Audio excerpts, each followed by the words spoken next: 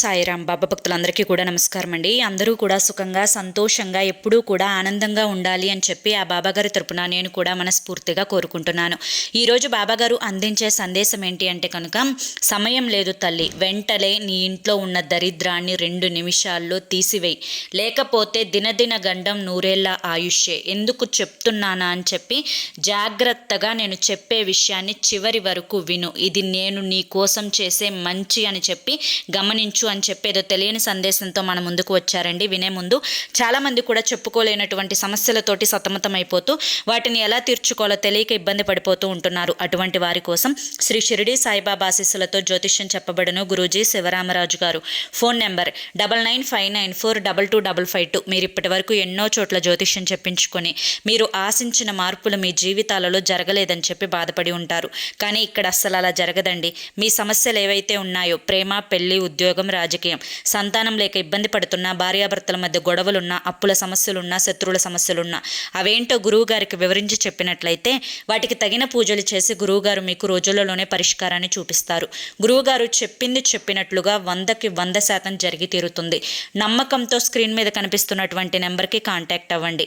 భార్యాభర్తల మధ్య వశీకరణ, స్త్రీ మరియు పురుషుల మధ్య వశీకరణ 100% జరపబడును. ఎటువంటి సంతాన సమస్యలకైనా కానీ గురువుగారి దగ్గర చక్కటి పరిష్కారం అనేది దొరుకుతుంది. మాకున్నటువంటి ఎన్నో రకాలైన సమస్యలను గురువుగారు రోజులలోనే పరిష్కరించారు.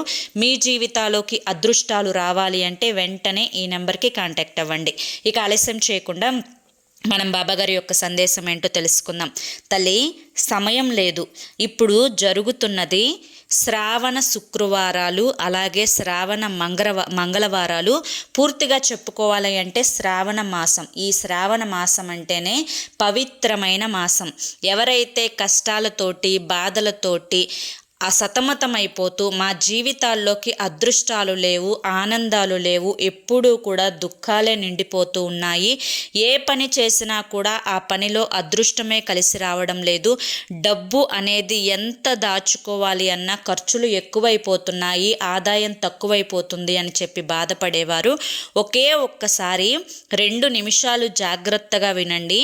మీ ఇంట్లో ఈ 3 వస్తువులు కనుక ఉంటే మీరు ఎంత కష్టపడినా, మీకు ఎన్ని తెలివితేటలున్నా, మీరు తిమ్మిని బొమ్మిని చేసి రూపాయి లాగాలి అని చెప్పి ప్రయత్నించినా ఎటువంటి ఉపయోగం అనేది ఉండదు. ఎందుకంటే ఇవి ఇంట్లో ఎవరికైతే ఉంటాయో వారి ఇంట జ్యేష్ఠ లక్ష్మి తిష్ట వేసుకొని కూర్చొని లక్ష్మీదేవిని అడుగు పెట్టనివ్వకుండా చూస్తుంది. అవి ఏంటి అనేది చెప్తాను, జాగ్రత్తగా విను. 1, పగిలిన అద్దం. అది చిన్నదైనా కానీ పెద్దదైనా కానీ ఏముందిలే అని చెప్పి ఆ పగిలిన అద్దాన్ని కనుక నువ్వు ఇంట్లో ఉంచుకుంటే నీకు ఇది చిన్న విషయంగా కనిపించవచ్చు, కానీ ఒక్కసారి ఆ అద్దాన్ని తీసి బయటపడవే, నీ జీవితంలో ఎంతటి అదృష్టం అనేది అడుగు పెడుతుందో చూసి ఇన్ని రోజులు ఎందుకు దీన్ని ఉంచుకున్నానా, అయ్యో 10 రూపాయలతో పోయే వస్తువు కోసం లక్షల ఆదాయాన్ని కూడా దూరం చేసుకున్నానే, వచ్చే అదృష్టాన్ని కూడా నెట్టివేశానే అని చెప్పి బాధపడాల్సి వస్తుంది. ఇక రెండవది ఏంటి అంటే కనుక చినిగిన వస్త్రాలు. బిడ్డ, నీ నైటీ ఏదైతే వేసుకుంటున్నావో అది చినిగి పక్కన ఎంత రోతగా కనిపిస్తూ ఉన్నా కానీ ఇంట్లో ఉండేదాన్నే కదా, నన్నెవరు చూస్తారు అన్న ఉద్దేశంతో నువ్వు చినిగిన వస్త్రాలను ధరిస్తూ ఉన్నావు. చినిగిన వస్త్రాలు ఎవరి ఒంటి మీద ఉంటాయో వారి ఇంటికి లక్ష్మీదేవి అడుగు పెట్టదు. ఎందుకు అంటే అక్కడ జ్యేష్ఠ లక్ష్మి తిష్ట వేసుకొని కూర్చుంటుంది, వచ్చే అదృష్టాలని దూరం చేస్తుంది. నీకు ఇది చిన్నదే కావచ్చు, కానీ నీకు ఎన్నో వస్త్రాలు ఉన్నాయి. ఒక్కసారి నీ కబోర్డ్ ఓపెన్ చేసో, నీ బీరువా ఓపెన్ చేసో చూడు, ఎన్ని చీరలు ఉన్నాయో. అయినా కానీ నువ్వు ఈ చినిగిన వస్త్రాలను ధరించడానికి గల కారణం నీ మనసు అనేది వాటి మీదకు వెళ్ళకుండా ఉండటం, అలాగే సోమరితనం, అలాగే ఈసారి కట్టుకుందాంలే ఇప్పుడేముంది ఇంట్లోనేగా అనేటువంటి ఒక భావన.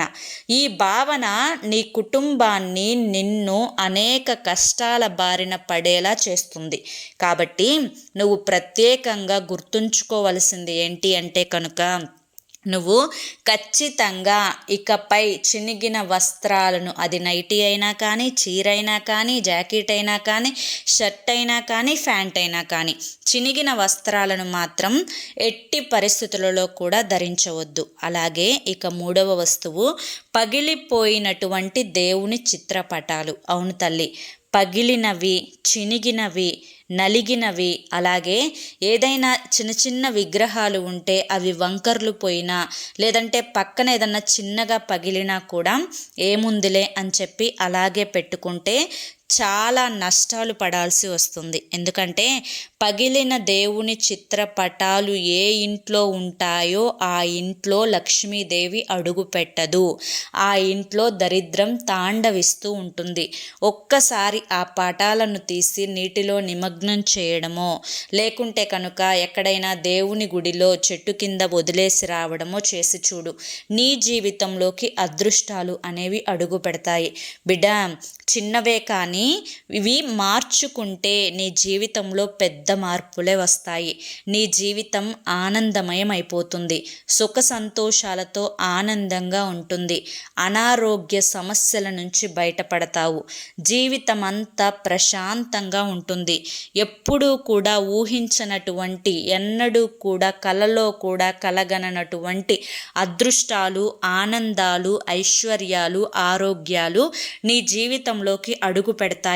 ఈ చిన్న మార్పులు చేసుకొని చూడు, నీ యొక్క జీవితం దినదినాభివృద్ధి చెంది నీ జీవితంలోకి నువ్వు కోరుకున్నటువంటి కోరికలు అనేవి తీరడంతో పాటుగా ఆనందాలు అనేవి తిష్ట వేసుకొని కూర్చుంటాయి అని చెప్పి ఈరోజు బాబాగారు మనకి చాలా చక్కటి సందేశాన్ని అందించారండి. మరి ఇది చాలామంది కూడా నిర్లక్ష్యం చేస్తున్నటువంటి విషయాలే.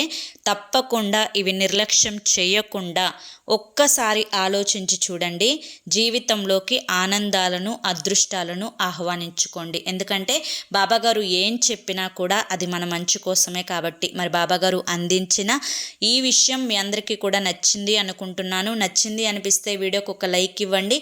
కింద కామెంట్ సెక్షన్లో ఓం సాయిరామ్ అని చెప్పి టైప్ చేయండి. మొదటిసారి మన సాయి పిలుపు ఛానల్లోకి వచ్చినట్లయితే మన ఛానల్ని సబ్స్క్రైబ్ చేసుకుని సపోర్ట్ చేయండి. రేపు మరొక మంచి వీడియోతోటి మళ్ళీ కలుసుకుందాం. అంతవరకు కూడా బాబాగారి యొక్క ఆశీస్సులు మీ మీద, మీ కుటుంబ సభ్యుల మీద ఎల్లకాలం ఉండాలి అని చెప్పి మనస్ఫూర్తిగా కోరుకుంటూ సర్వేజన సుఖినో భవంతు. అలాగే మీరు ఎటువంటి కష్టాలతోటి, బాధలతోటి, సమస్యలతోటి సతమతమైపోతూ ఉంటే కనుక ఒక్కసారి మీ కష్టాలను దూరం చేసుకొని ఆనందాలు మీ జీవితంలోకి ఆహ్వానించుకోవడానికి స్క్రీన్ మీద కనిపిస్తున్నటువంటి గురువుగారి నెంబర్కి వెంటనే కాంటాక్ట్ అవ్వండి. మీకున్నటువంటి కష్టాలను దూరం చేసుకోవడానికి చివరి ప్రయత్నం అనుకోనైనా కానీ వెంటనే కాంటాక్ట్ అవ్వండి. సమస్యల నుంచి బయటపడి ఆనందంగా జీవితంలో ముందడుగు వేయండి. జై సాయిరామ్.